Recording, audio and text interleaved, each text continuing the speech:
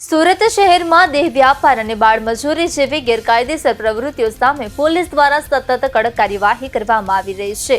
આજ અભિયાનના ભાગરૂપે ક્રાઇમ બ્રાન્ચની એન્ટી હ્યુમન ટ્રાફિકિંગ યુનિટે પાંડેસરા વિસ્તારમાં ચાલતા એક કૂટણખાના પર દરોડો પાડી દેહ વ્યાપારના રેકેટનો પર્દાફાશ કર્યો છે।